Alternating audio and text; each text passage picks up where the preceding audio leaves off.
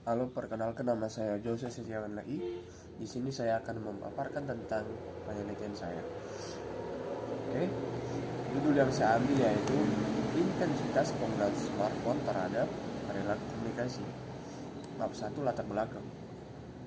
Yaitu latar belakangnya, saat ini pengguna smartphone di Indonesia baru saja meningkat. Sebuah lembaga riset menyebutkan bahwa Indonesia berada di peringkat kelima daftar pengguna smartphone terbesar di dunia. Data tersebut dilansir oleh Horace Deju melalui blognya asi.com. Tertulis jika populasi Android telah mencapai lebih dari 3 miliar, sedangkan populasi iOS mencapai lebih dari 1 miliar. Temuan loket senada dengan hasil sidang studi yang serupa dilaporkan oleh ABC News pada akhir Mei 2019. Laporan internet Trend Kyler dan Perkins menyebutkan bahwa angka yang tinggi, yaitu pengguna rata-rata mengecek ponselnya 180 kali dalam sehari. Jika diakumulasikan dalam seminggu, rata-rata orang bisa menggunakan smartphone-nya lebih dari 1080 kali. Hal ini tentunya menjadi faktor penentu berubahnya perilaku individu dalam kegiatan sehari-hari, khususnya dalam berkomunikasi dengan individu lain. Karena perilaku komunikasi menetapkan siapa yang berbicara dengan siapa, tentang apa, dan bagaimana perubahan mengenai perilaku individu. Kemudian, untuk menghindari perilaku ke arah yang buruk, seseorang harus dapat memposisikan diri dalam suatu lingkungan yang era kini teknologinya serba canggih. Pada kenyataannya, penggunaan smartphone memang sangat mempengaruhi perilaku komunikasi individu. Kini, smartphone sudah menjadi media komunikasi yang sangat pokok. Hal tersebut bisa dibuktikan dengan kenyataan di lapangan. Semua orang pasti tidak bisa lepas dari gadget, baik itu dalam komunikasi ataupun sekedar mengunggah media di media sosial. Hal tersebut memperlihatkan bahwa intensitas penggunaan smartphone sangat berpengaruh terhadap perubahan perilaku individu. Oleh karena itu, hal ini perlu diuji menggunakan beberapa teori, diantaranya teori komunikasi yang berkaitan langsung dengan proses komunikasi beberapa individu. Oke, yang selanjutnya tujuan penelitian. Tujuan penelitian ini dibuat untuk mengetahui dan menganalisis intensitas penggunaan smartphone, menganalisis perilaku komunikasi pengguna smartphone, dan mengetahui pengaruh intensitas pengguna smartphone terhadap perilaku komunikasi di kalangan mahasiswa program studi ilmu komunikasi Universitas Sari Mutiara. Kemudian, perumusan masalah. Di sini terdapat beberapa permasalahan masalah. Yang pertama, seberapa besar intensitas pengguna smartphone di kalangan mahasiswa program studi ilmu komunikasi Universitas Sari Mutiara. Yang kedua, bagaimana perilaku komunikasi pengguna smartphone di kalangan mahasiswa program studi ilmu komunikasi Universitas Sari Mutiara. Dan yang ketiga, seberapa besar pengaruh intensitas pengguna smartphone terhadap perilaku komunikasi di kalangan mahasiswa program studi ilmu komunikasi Universitas Sari Mutiara. Oke, sekarang lanjut ke bab 2, landasan teori. Landasan teori yaitu pertama, pengertian smartphone. Pengertian smartphone adalah telepon genggam atau telepon seluler pintar yang dilengkapi dengan fitur yang mutakhir dan berkemampuan tinggi layaknya sebuah komputer. Smartphone juga dapat diartikan sebagai sebuah telepon genggam yang bekerja dengan menggunakan perangkat lunak sistem operasi OS yang menyediakan hubungan standar dan mendasar bagi pengembang aplikasi. Ada juga yang mendefinisikan smartphone adalah sebuah telepon genggam pintar yang memiliki fitur canggih lainnya seperti internet, email, membaca e-book, dan lainnya. Singkatnya, smartphone merupakan sebuah komputer kecil yang memiliki kemampuan layaknya sebuah telepon. Oke, pengertian smartphone menurut para ahli. Yang pertama, menurut David Wood, smartphone adalah handphone cerdas yang memiliki kelebihan dibanding alat telekomunikasi lainnya. Kelebihannya terlihat dari proses pembuatannya dan proses penggunanya. Kemudian, menurut William N. Sauer, definisi smartphone adalah telepon seluler yang memakai beberapa layanan seperti layar, mikroprosesor, memori, dan modem bawaan. Dengan begitu, smartphone memiliki fitur lengkap dibanding dengan handphone biasa. Kemudian yang ketiga, Riri Ferdiani. Menurut Riri Ferdiani, pengertian smartphone adalah perangkat telepon seluler yang dilengkapi dengan berbagai fitur. Dengan begitu, sebagai alat telekomunikasi, smartphone juga dapat digunakan untuk keperluan bisnis oleh pengusaha dan masyarakat umum. Kemudian masuk ke sistem operasi smartphone. Sistem operasi smartphone pada halnya sama seperti komputer atau laptop. Sebuah smartphone membutuhkan operasi sistem atau OS agar bisa bekerja sebagaimana mestinya. Beberapa smartphone yang memiliki sistem operasi OS smartphone. Yang pertama iOS, Android, Windows Phone, BlackBerry, Avada, Verox OS, Migo OS, Palm, Symbian, Ubuntu, dan Tizen. Dari sekian banyak OS smartphone yang digunakan, OS yang paling populer adalah Android, iOS, Windows Phone, dan BlackBerry. Namun secara keseluruhan, smartphone Android yang paling banyak digunakan di seluruh dunia.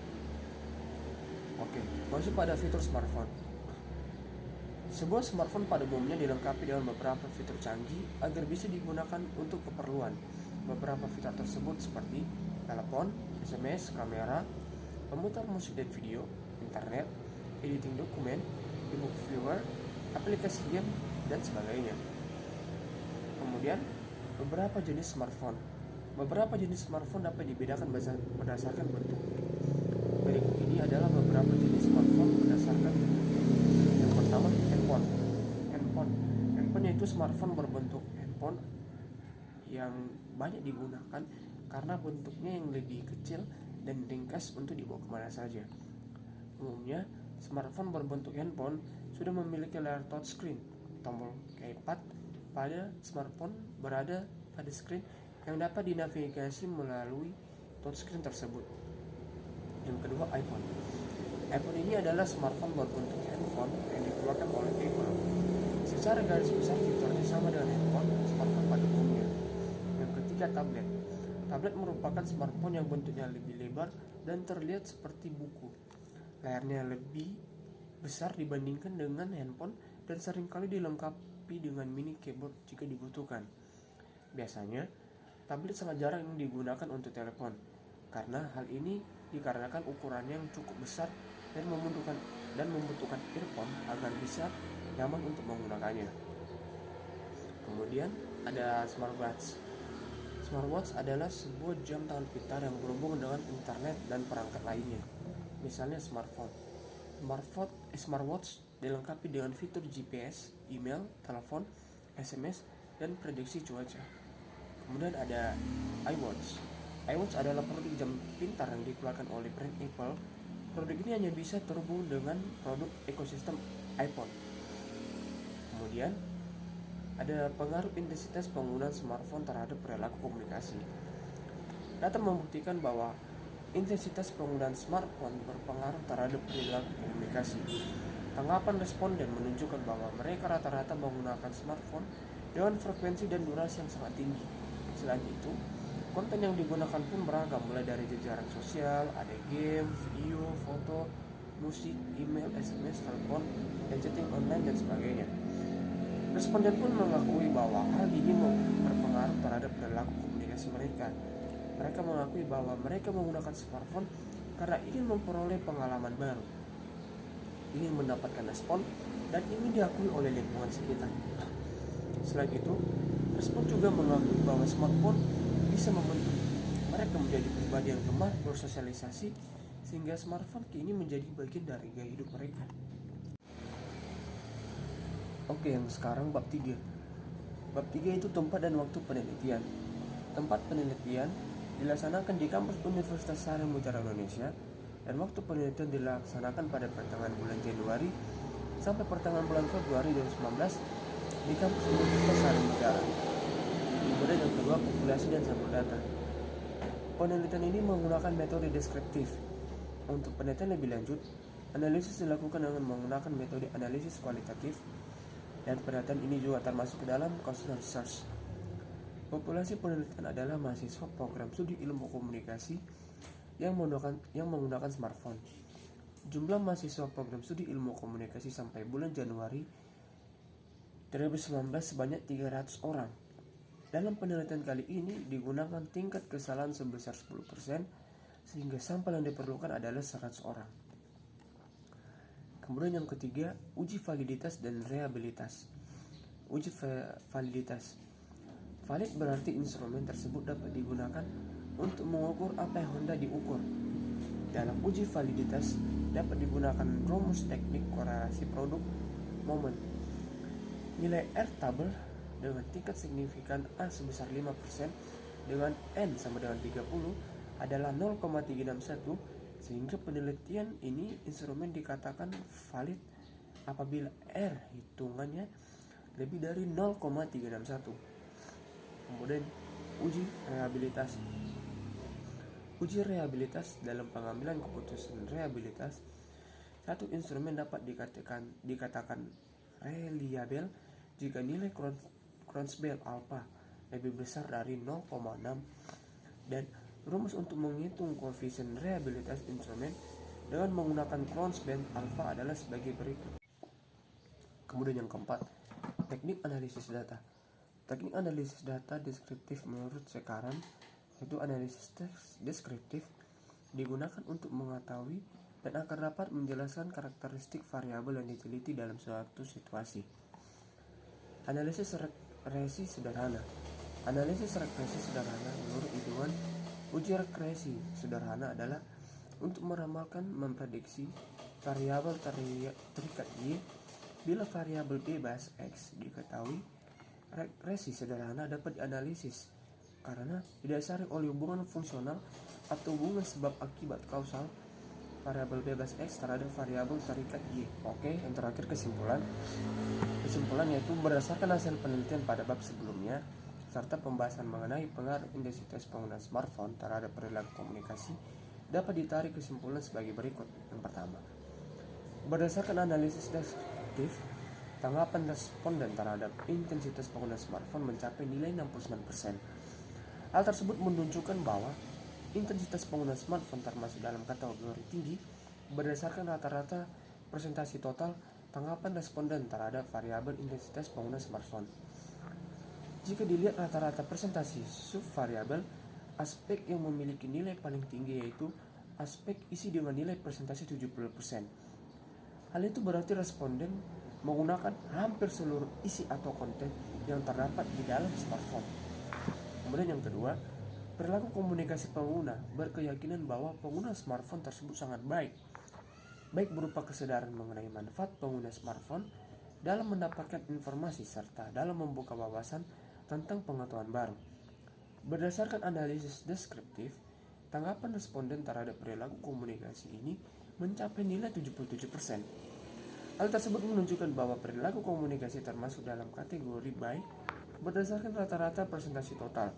Tanggapan responden terhadap variabel perilaku komunikasi yang mencakup aspek afektif, kognitif, dan konatif. Jika dilihat rata-rata presentasi subvariabel, aspek yang memiliki nilai paling tinggi yaitu aspek kognitif dengan nilai presentasi 87%. Oke, yang ketiga, terdapat pengaruh antara variabel independen terhadap variabel dependen sebesar 55,4% yang didapat melalui uji koefisien determinasi. Artinya, intensitas pengguna smartphone berpengaruh besar sebesar 55,4% terhadap perilaku komunikasi. Sementara itu, sisanya sebesar 44,6% dapat dijelaskan oleh variabel lain yang tidak diteliti. Oke, sekian hasil pemaparan dari penelitian saya. Saya ucapkan terima kasih banyak telah mendengarkan dan saya mohon maaf apabila terdapat banyak salah kata yang kurang dimengerti dan kurang dipahami. Untuk itu, saya mohon maaf sekali lagi dan selamat pagi.